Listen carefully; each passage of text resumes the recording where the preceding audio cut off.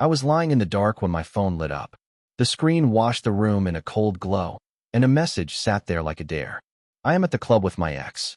Come pick me up, or we are done. It was from Megan. She sent it at exactly 3 o'clock in the morning, 2 months after our wedding day. 62 days. I know the count because I had been living by it, like each day was proof that I had made the right choice. Megan thought that text would make me scramble. She thought I would jump into my boots, race across town, and beg for her love the way a man begs for air. My thumb hovered over the keyboard. I wanted to ask why. I wanted to demand an explanation, a location, anything to make sense of it. But something inside me went still. It was the kind of quiet that happens right before a summer storm rolls over the fields. I had rebuilt my life for her in that short time. I sold my late father's pickup truck, the last thing I had of him, so we could afford the kind of wedding she said she had dreamed about since she was a kid. I quit staying out late with the guys who warned me that Megan flirted a little too easily. I believed in her. I believed that love was trust, and that trust means you give a person the benefit of the doubt. Now I stared at that message and felt like the punchline of a joke that had been running behind my back. I called her once. No answer. I called again. Straight to voicemail. The apartment pressed in on me with a heavy silence. The city outside was asleep, but in our one-bedroom place it felt like the walls were listening, like they knew something I did not.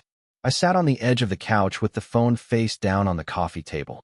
My chest rose and felt like I was trying to breathe underwater.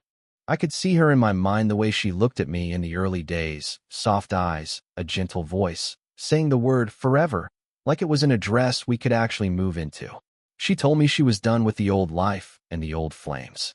Yet here she was, at 3 in the morning, out with her ex, sending me a line in the sand. Come pick me up, or we are done. I did not reply. I did not drive to the club. I did not play the part she had written for me. I turned the phone over, screen down, and I said in a voice I barely recognized, "All right, Megan, you just showed me everything I needed to see." Dawn crept into the sky with a pale line of light. Inside, my silence changed shape. It was not shock anymore. It was a plan forming, a decision cooling into something hard. The version of me who believed marriage could outrun anything had left the room. In his place was a man who understood that sometimes the strongest thing you can do is choose not to chase someone who wants to be chased. I made coffee I did not really want and folded some laundry just to keep my hands busy. I looked around at the life we had arranged together, the framed wedding photo on the shelf, the 2 mugs that said Mr. and Mrs. in corny script, and I felt a simple truth settle on me. She had just written the first line of a story she was going to wish she had never started.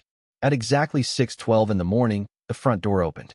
The sound of her heels came down the hallway like guilt tapping out a rhythm. She stepped into the living room and froze. I was on the couch, showered and fully dressed, a cup of bitter coffee cooling in my hand. I was not pacing. I was not yelling. I was there, steady and unreadable. "Morning," I said. My voice did not carry anger. It carried certainty. Her lipstick was smudged, and her eyes were swollen from a long night out. "Jason, I did not think you would be awake." "I have been awake since 3:04 in the morning," I said. It is hard to sleep after reading a message like that. Color drained from her face. "Jason, that text was not what it looked like." "It looked like my wife telling me she was at a club with her ex," I said. I did not raise my voice. I did not need to. "And it looked like you giving me an ultimatum. Do you remember the exact words you used?" She swallowed. "Come pick me up, or we are done." I nodded. "Exactly. And since you did not see me show up, I guess you already know which option I picked." Her mouth opened, but I stood and walked to the closet before she could shape a defense. I came back with her small travel bag and set it by the door. I had packed it neatly, clothes, toiletries, the charger she always forgot, because I wanted there to be no confusion about what came next. She frowned. "What is this supposed to mean?" "It means," I said, calm as a flat lake, "you no longer live here." Her composure cracked. "You are throwing me out over a text message." I let out a short, humorless laugh. "No, Megan. I am ending a performance. You have been acting since the day we met. I just stopped buying tickets." She stepped closer, hands out like she could pull the words back into my mouth. "Jason, please. You are overreacting. It was a stupid night. My friends wanted to go out." I met her eyes and did not flinch. My voice came out steady, cool as a sink full of ice. "If you wanted a night out, you would have gone out with your husband. But you did not. You went back to your past. That tells me everything I need to know. The room went quiet in a way that cuts deeper than any shout. I picked up my car keys and my phone. Your parents live about 20 minutes from here, I said. I already sent your mother a message. She is expecting you. Megan's mouth fell open like a door off its hinge. You sent her a message? Yes, I said. I forwarded your text to her, so there is no confusion. I pulled the front door wide and stepped aside. You do not owe me an explanation, Megan. You owe one to yourself. Her voice trembled. You are not even going to hear me out? I looked straight at her. No, the truth does not need a defense. I turned and walked down the hall. I did not look back. The latch clicked behind me, and the echo felt like a gavel. In that small sound, the balance of power shifted. For the first time, I think she understood she had not only lost her husband. She had lost her hold on me. The next morning, the apartment looked the same but felt different. Same white walls, same crooked picture frame. But the air had weight. Not anger, not drama, just an ending settling into place. I did not call my buddies. I did not tell my mother. I did not post anything or try to win a crowd to my side. I showered, dressed, made coffee, and went to work like any other day. Calm, composed, precise. I greeted the crew, checked my tasks, and kept my head down. On the outside, nothing had changed. Behind my eyes, everything had.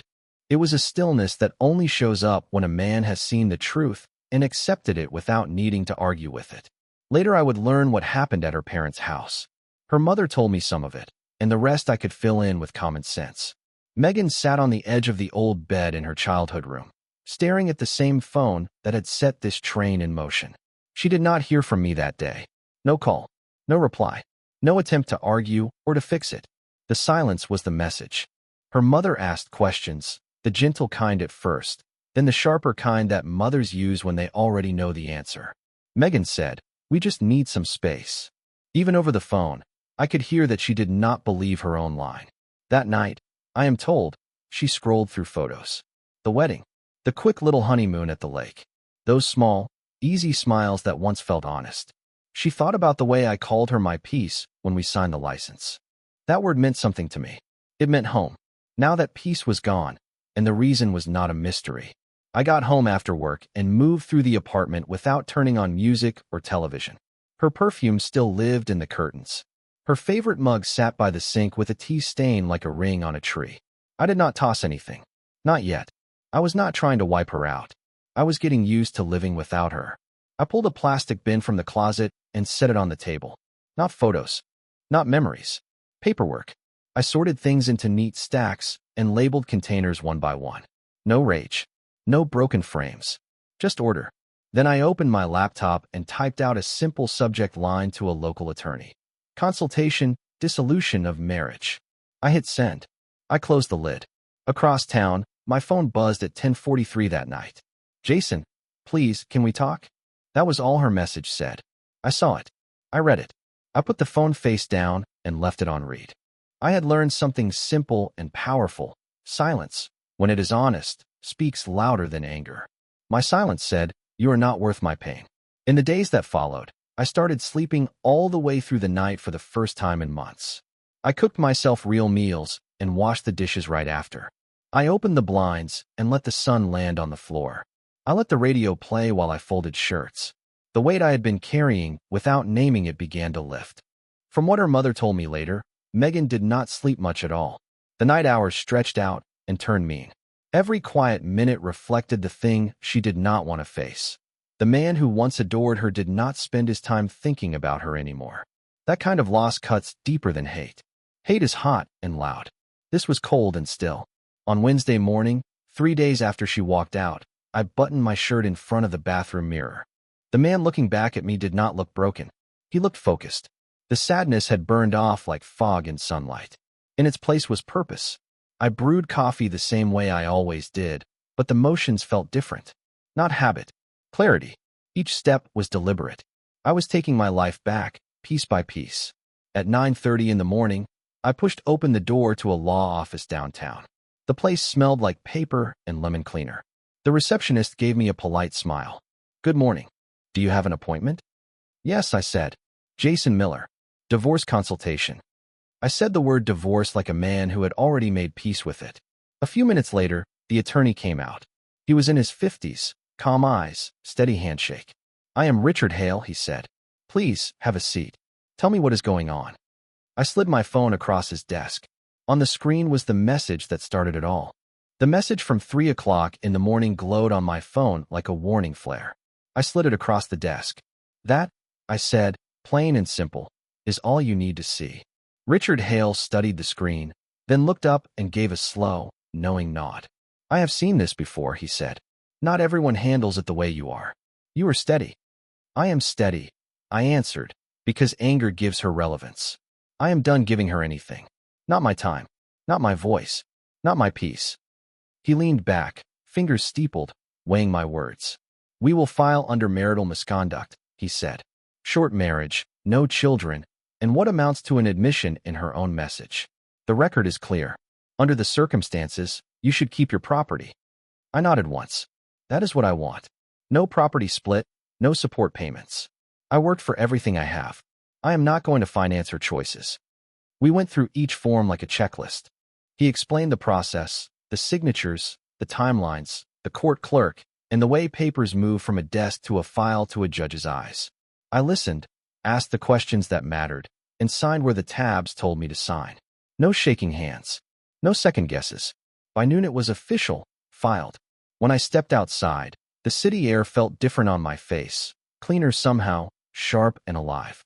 I walked past people hurrying to lunch, past couples moving shoulder to shoulder, past the familiar downtown noise that never stops. For the first time in weeks, my mouth found a small, honest smile. I was not just walking away from a marriage. I was walking back toward myself. That evening, while I was cooking a simple dinner, my phone buzzed with an email notification. It was not to me, it was to her. The county clerk had sent Megan a copy of the petition. I knew the moment she opened it because a second email arrived from my outbox. I had left her a single line. No insults, no long speech, nothing to argue with. "Thank you for showing me who you really are before I spent more years finding out." I imagined her reading it, breath catching, fingers cold around the phone. I imagined the scream she swallowed and the call she wanted to make but did not, because there was nothing left to say that could change the truth. That night, I closed the laptop and sat by the window. The dark glass threw my reflection back at me with the city lights sprinkled across it like far-off campfires. For the first time since that message landed at 3 o'clock in the morning, I felt a quiet kind of peace. Not the fragile peace you get when you pretend everything is fine. A stronger peace, the kind that comes from finally doing the right thing for yourself. I did not pour a celebration. I did not grieve. I let the room be still, and in that stillness I won. 3 weeks passed.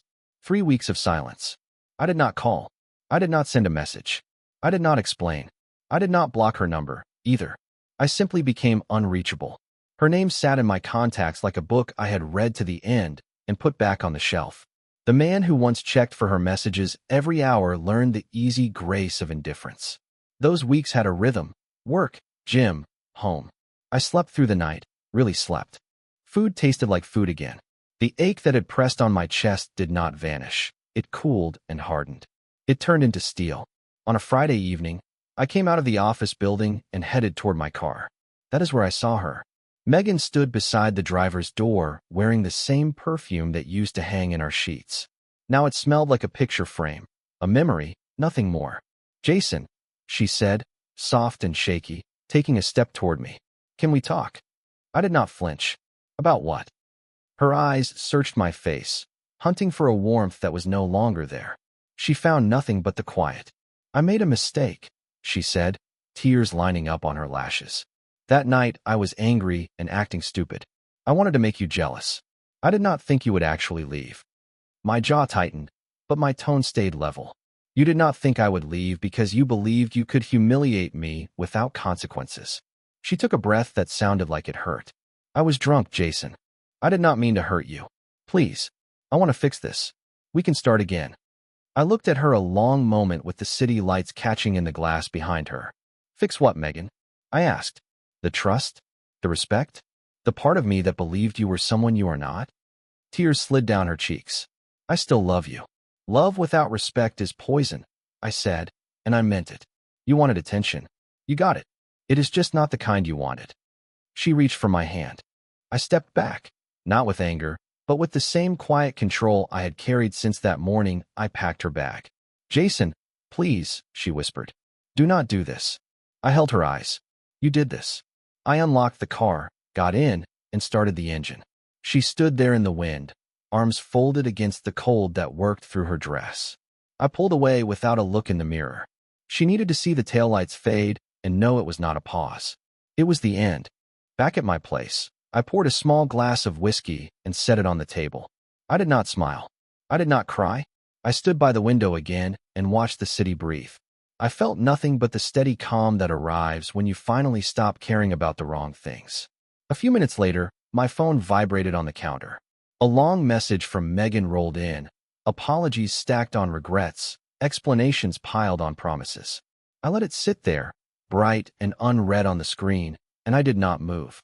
I read the first line of her long apology, then slid my thumb over the screen and deleted the whole thing without opening the rest.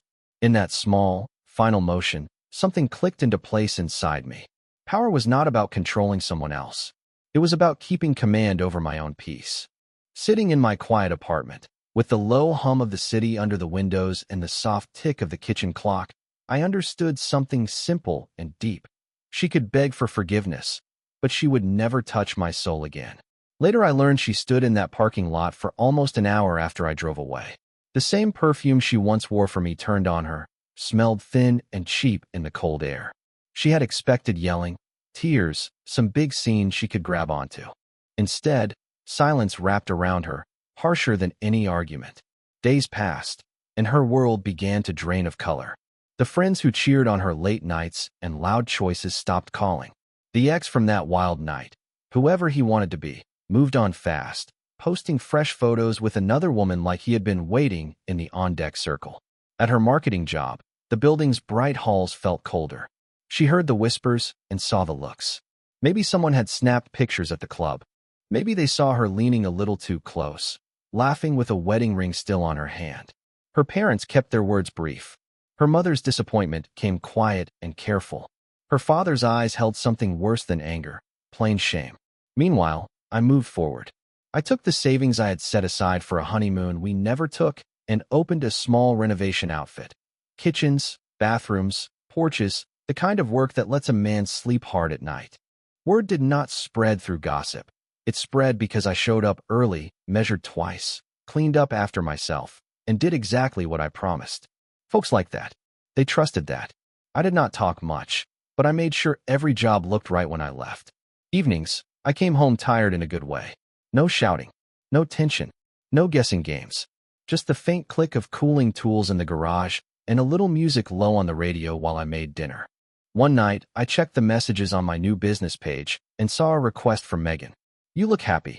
I am proud of you. I wish I could fix things." I stared at it long enough to feel nothing, then tapped delete. No reply. No nod. Only the same steady quiet that had carried me this far.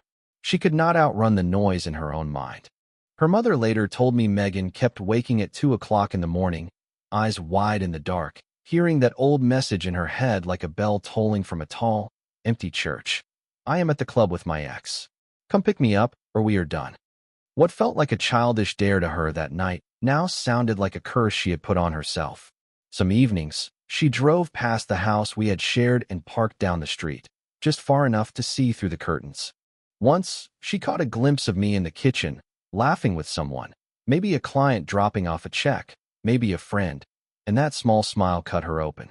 I looked lighter, freer. That is when it sank in for her, I think. The worst part was not losing me. It was losing the version of herself that had been better beside me. She mistook my love for weakness. She mistook my silence for surrender. Watching me rebuild, she finally saw the truth. My calm was never weakness. It was control, and she had gambled it away. When her copy of the divorce papers arrived by mail, she did not cry, or so I was told. She sat at her kitchen table looking at her reflection in the black window, the shape of a woman who had owned a good life and let it slip. Not because someone tricked her, not because fate turned, but because she walked herself into a corner and shut the door. The morning of the court hearing came with the same cool edge I had felt since the night of that message. I stood outside the courthouse in a gray suit that fit right across the shoulders. No friends clustered around me. No family hovered in the hall. It was just me, a quiet man with steady eyes and the truth on my side. I breathed in, breathed out, and went inside. Megan arrived late, cheeks pale, hands shaking. The bright, easy aura she used to carry had thinned out. No cloud of perfume, no amount of makeup could hide the regret in her eyes. When the judge entered, the room settled into hush. Paper rustled as the lawyers sat. Her attorney started first, talking about youthful mistakes and hot tempers and brief misunderstandings. The words were soft and careful, but even as he spoke, she did not look at me. Then my attorney for the day, Mrs. Tanner, a composed woman in her middle years with a calm voice, rose from our table. She did not need volume. She used clarity. "Your Honor," she said, "this is not a matter of confusion. This is a matter of betrayal and public humiliation. It is a deliberate act aimed at the foundation of a marriage." She lifted a clear plastic sleeve with the exhibits, a printed screenshot of the message, time-stamped at 3 o'clock in the morning, and a photo taken that same night of Megan leaning in close to her former boyfriend, wedding ring playing on her hand. Mrs. Tanner set the evidence on the judge's bench and let the silence do the rest. "I am at the club with my former boyfriend. Come pick me up, or we are finished." Those words, blown up on the courtroom screen, glowed under the lights like a fresh cut. Mrs. Tanner did not waste a breath. "Your Honor," she said evenly, "my client did not respond with rage or recklessness. He did not chase her. He did not break anything. He chose the only dignified answer left to him. He walked away. That is the dignity he asks this court to protect." The judge peered over his glasses. "Do you have anything further?" "Yes, Your Honor." Mrs. Tanner tapped a button.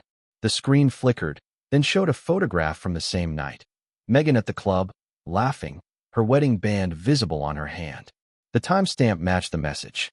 The room went so quiet I could hear paper fibers slide when someone shifted a file. Her attorney cleared his throat and tried to gather a defense. "Your Honor, my client regrets." The judge lifted a hand. "Regret does not erase choices." He turned his face to Megan. "You embarrassed your spouse in public and threatened to end your marriage out of pride. You left him no choice." The ruling came quick and clean. A complete divorce granted. No spousal support. No alimony. The joint account, the home, and the car were awarded to me. I nodded once. Megan sat still, lower lip shaking. The gavel fell. It was not loud, but to her it must have sounded like thunder. I drew a slow breath and let it all out. What landed in me was not triumph. It was freedom. Not the freedom of being single, but the freedom of finally being untouched by someone else's chaos. Outside the courthouse, Mrs. Tanner caught up with me on the steps. "You handled yourself with grace, Jason. There is no point wrestling with a person who already let go of themselves," I said. I walked to my truck parked under a wide, bright sky. It was not my late father's old pickup.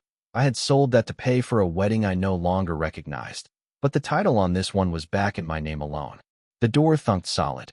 The seat felt like mine. The morning after the decision, I woke before sunrise.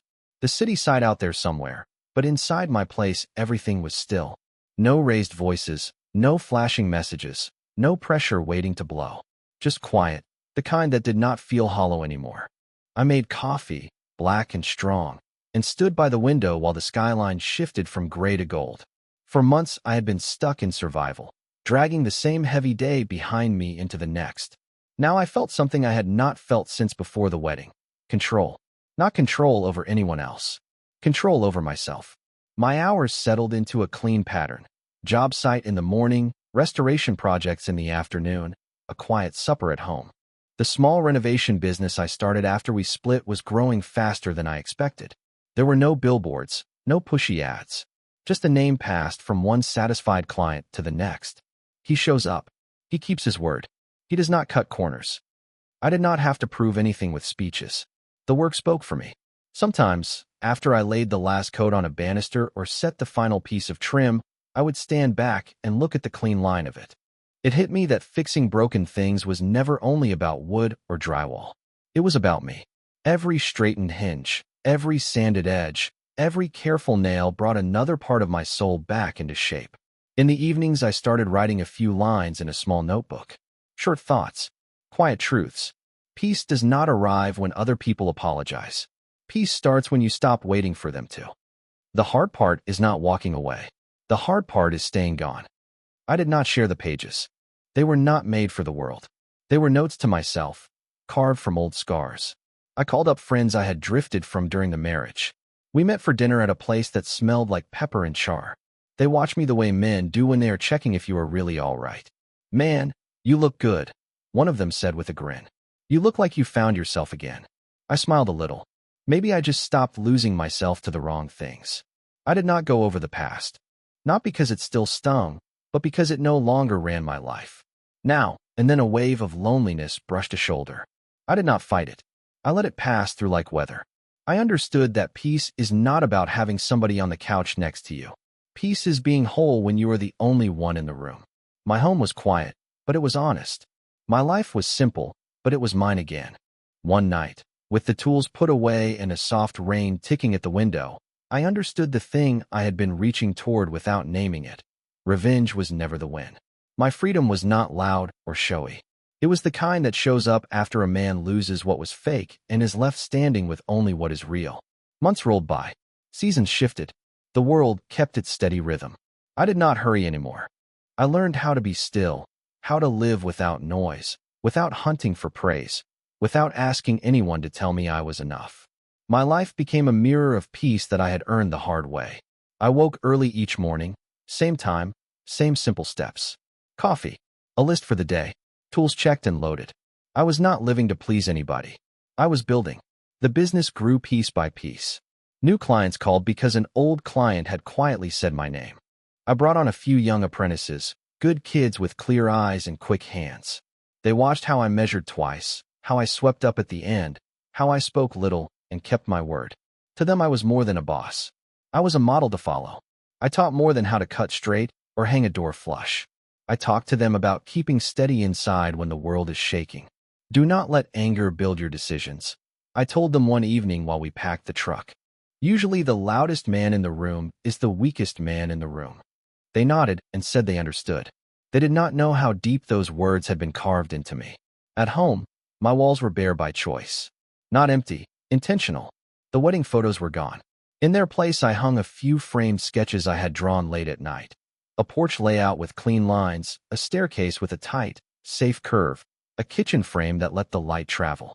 The past did not hang over me anymore. It was laid down and covered by new growth. One evening after a long day, I sat out on the porch steps with a warm mug of black coffee in my hands. The air smelled like rain, clean and earthy. The sky burned orange along the edge of the neighborhood rooftops, then drifted toward purple. I let my back rest against the rail and thought about the road behind me. The early love, the sharp betrayal, the quiet stretch that followed. What rose up in me was not anger. It was gratitude. Not for the damage, but for the lessons that came out of it. Real strength, I had learned, is not in revenge or in proving anybody wrong. Real strength is in mastering yourself when every part of you wants to break. I spoke into the evening, almost like a prayer. Thank you for leaving when you did. I was not talking to Megan by name. I was talking to the past, to the storm that forced me to rebuild piece by piece. The street was calm. A porch light blinked on 2 houses down. Somewhere far off, a train horn carried across the dark, a small reminder that life keeps moving forward whether you are ready or not. I felt the corner of my mouth turn up. I did not need any more closure from anyone else. The peace I carried was the only closure that mattered. Sitting there in that good silence, a thought settled on me with the weight of truth. Sometimes God does not punish people by taking things away from you. Sometimes God saves you by letting them walk out. I leaned back as the night folded in, the sound of distant thunder rolling soft over the rooftops. Tomorrow would bring another job, another careful build, another sunrise. I would meet it as a man who had already won. Not because I fought harder than everybody else, but because I learned how to turn and walk away without looking back.